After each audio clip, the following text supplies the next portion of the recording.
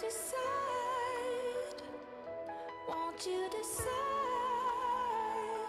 I want you to soar. Don't doubt anymore. Little by little we meet 'em. Won't you decide? Won't you decide? I hope you can hear me. I needed you. I want you to save my life. Don't doubt anymore. Let's keep this between you and I. And if our world comes tumbling down, I never could Check, check. forgive myself for leaving out. And if our world comes tumbling down, I never could forgive myself for leaving out. You're the one, you are the only one. And if our world comes tumbling down, I never could forgive myself for leaving out. You're the one, you are the only one.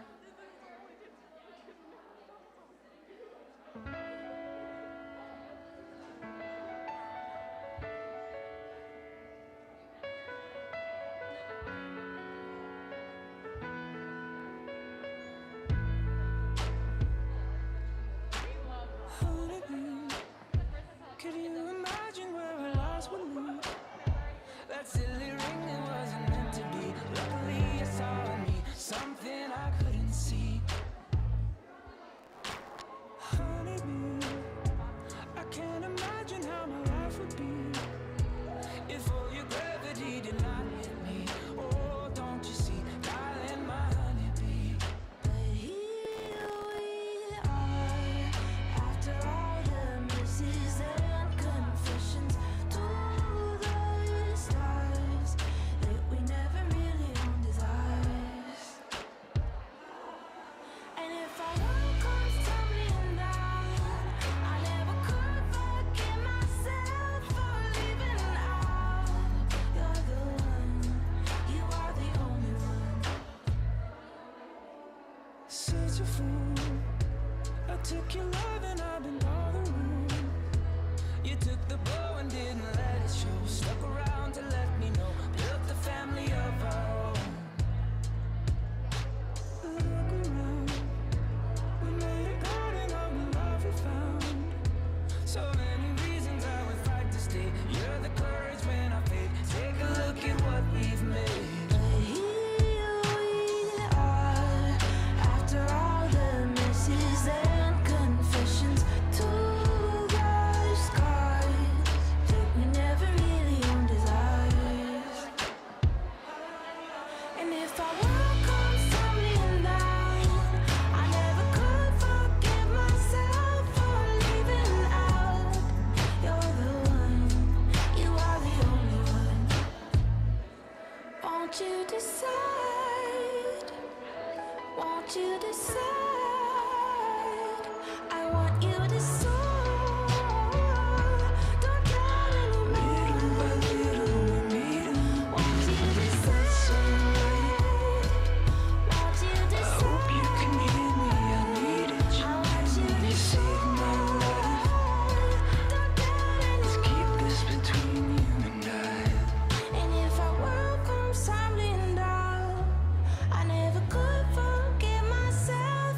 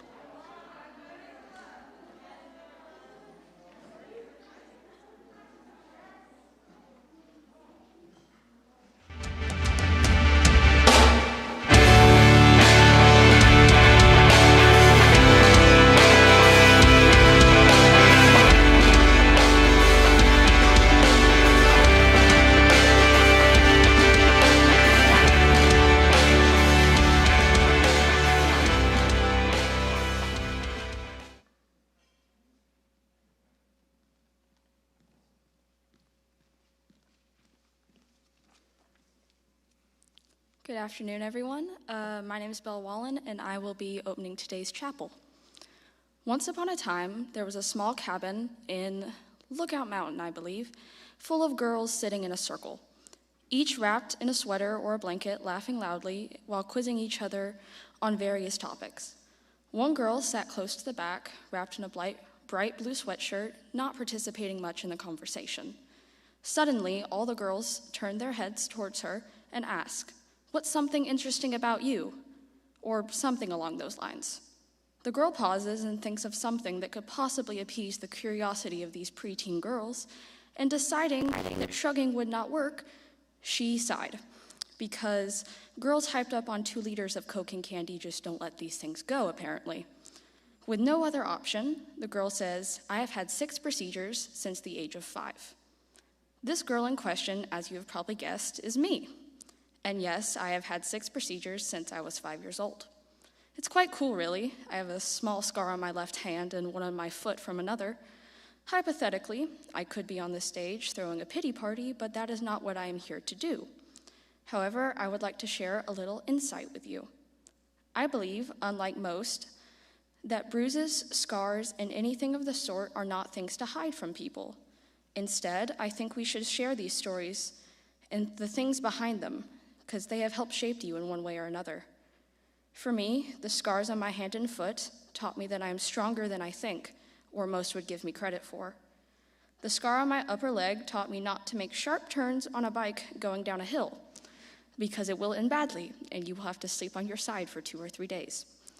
And then there's a faint mark on my eye, which taught me that don't take your sister's favorite stuffed animal monkey and then, hide it from her, because you'll end up regretting it a lot.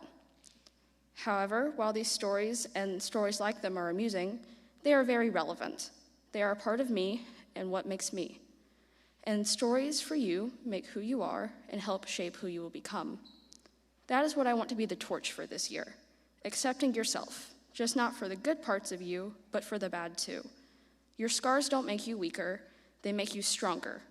I challenge you today to find something that you want to be the torch for, and I hope that you find it makes you stronger. Thank you.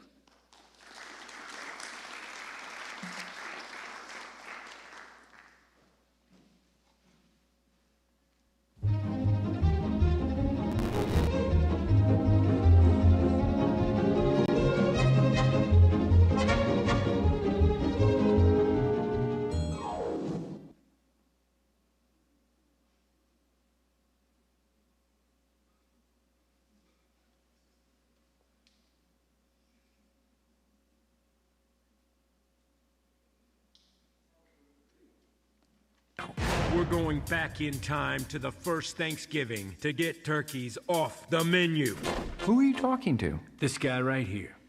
He totally gets it. Look, see how he's nodding? A map! They aren't gonna just write time machine on the... of course they are. Patrol, we have a contaminant. Copy that. What type, Agent? Turkey, sir. How do we address it? With cranberry sauce.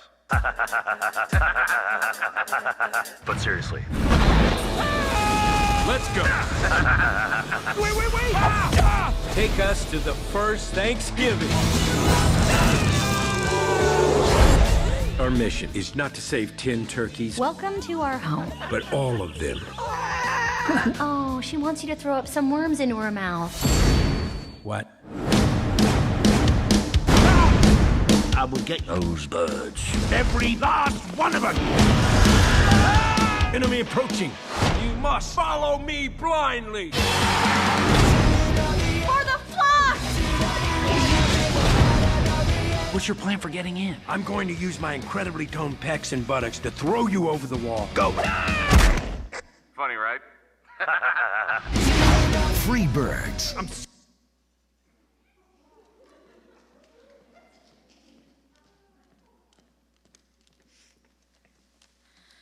Hi guys, I'm Claire Scotchy and I'm one of your freshman Stuco reps, and I have an announcement about an upcoming movie night. So it's on November 6th and we'll be watching Freebirds. There'll also be snacks and candy, and you'll have the opportunity to hang out with your friends and write thank you cards in partnership with PIC. If you have Any questions, you can talk to one of your grade level Stuco reps, and make sure to keep an eye out for an RSVP link that will be emailed by Ms. Vetus this afternoon. Thank you.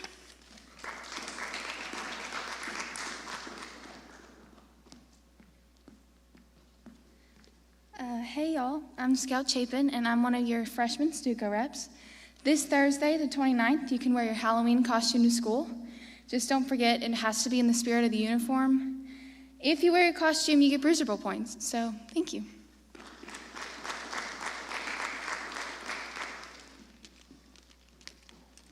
Hey guys, I'm Ansley, a senior Stuco rep, and I have a YGG to Annie Sanford, Annabeth Kaufman, Annabelle Clower, and Araya Cooper for exercising their right and responsibility to vote for the first time. Yeah. And Araya actually went on her 18th birthday, so happy belated birthday, and that was the first day that she was eligible, so YGG.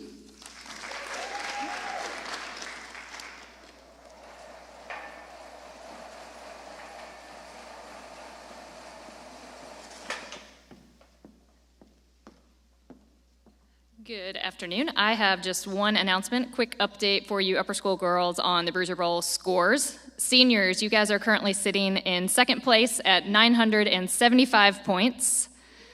Juniors are in first place at 1,045 points. Sophomores are in fourth place at 525, and the freshmen are in third at 715. So dress up on Thursday, earn your grade level some more points, send in thank you videos that I sent the link out for this morning by this week as well, so that we can see who the October winner is very soon. And now I would like to invite to the stage Andrea Vandermerwe to introduce her sister and our chapel speaker, Nicola Vandermerwe.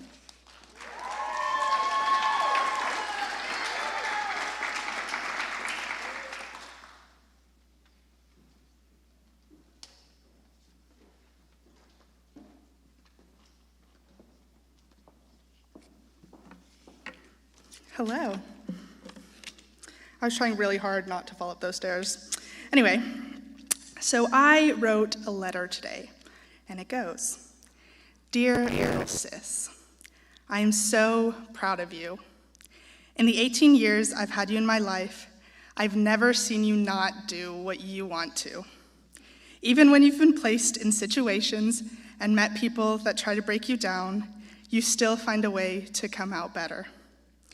You are so strong, and I hope you never lose that strength. I mean, there's a lot about you that I think we need to work on, especially your driving, but my world wouldn't be the same without you.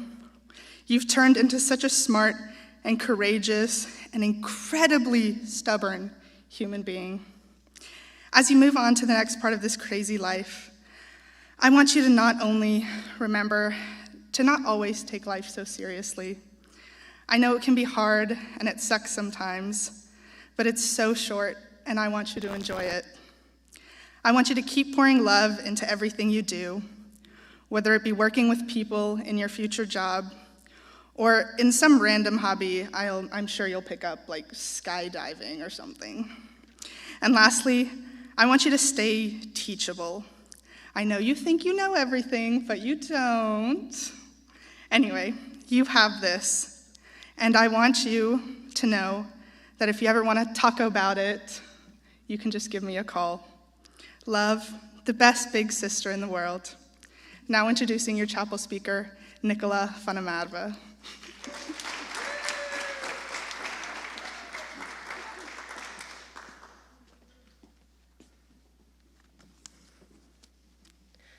Dank iedereen.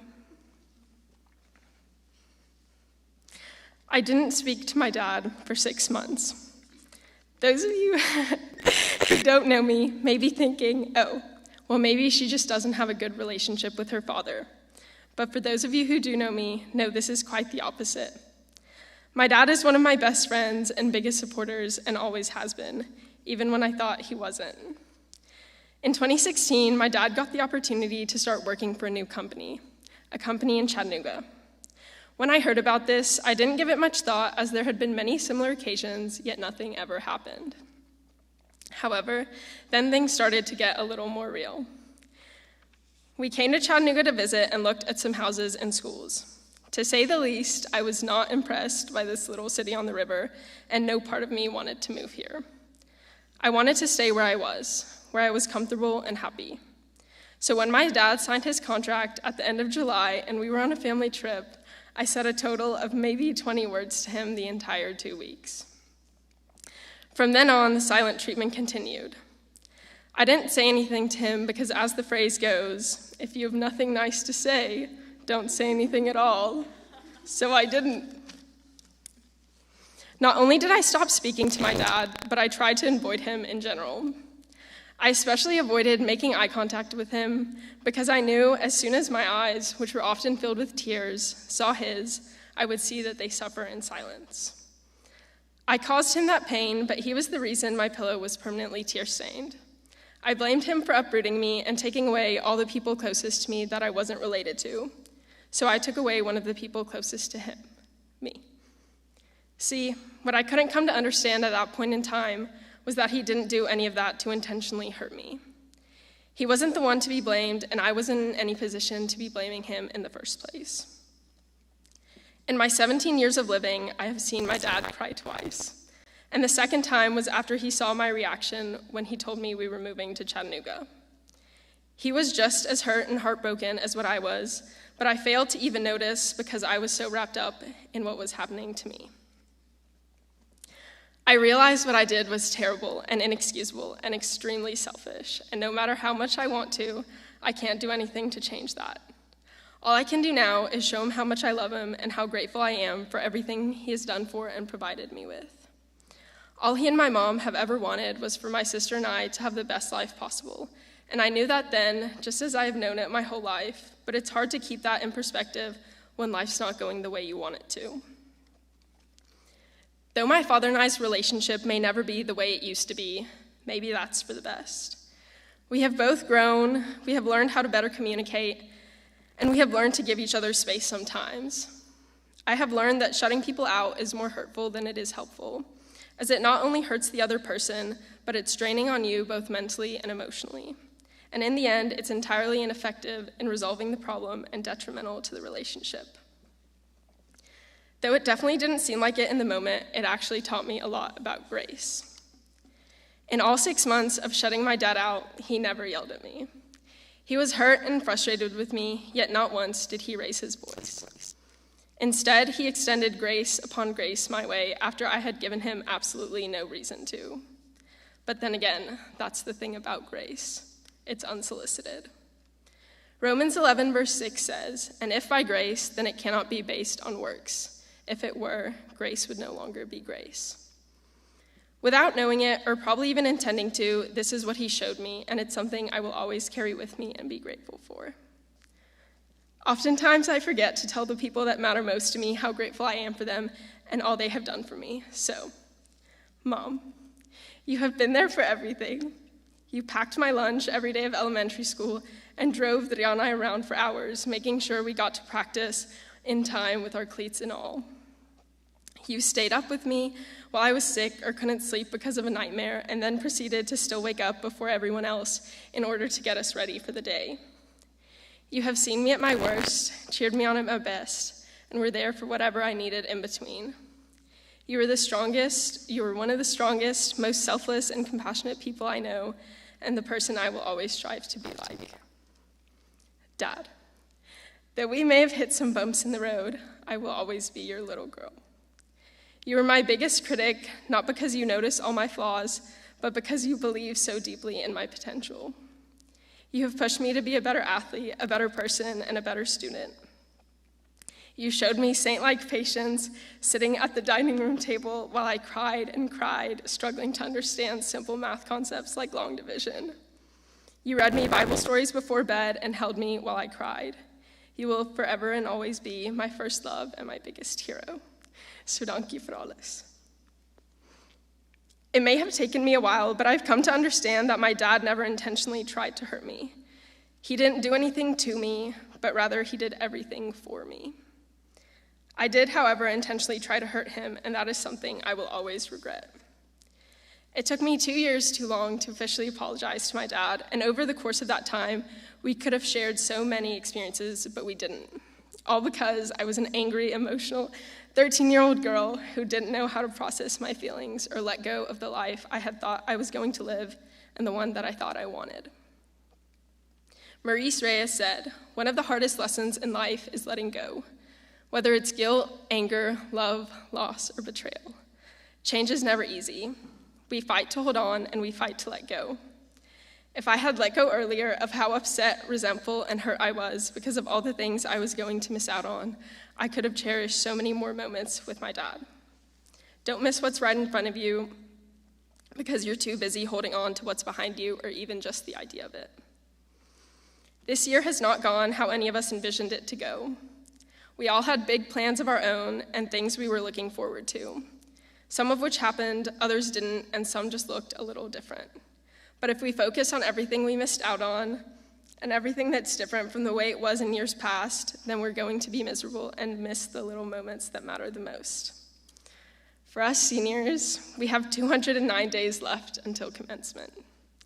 It sounds like a lot, but then you look at it again and realize it's not.